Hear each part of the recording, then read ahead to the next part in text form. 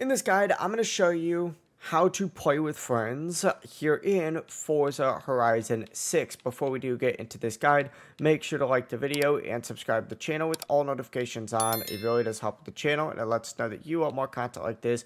We'd greatly appreciate it. And if at any point throughout this guide you did have any questions, just ask them down in the comment section below and we can help you out further. I'm going to be doing my best to reply to every single comment down there. Now, first things first, what you need to do is actually open up the pause menu. So go ahead and hit pause real quick. It's going to immediately take you to a page that looks like this. And what you need to do is go ahead and press either like Y if you're on an Xbox, or what you can do is if you're on like a PlayStation, hit triangle or Y on keyboard to open up your Convoy menu. It's going to look something like this. Once you're in your Convoy menu, what you need to do is hit Y again, or the exact same button again, hit invite friends, and then essentially just go ahead and send whoever an invite just like so, whether they're on your friends list through the Xbox app, whatever it might be. Choose any of these people, you'll be good to go. After that, you can back out just like so and get back to playing your game. That's going to be the full process. It really is as simple as that.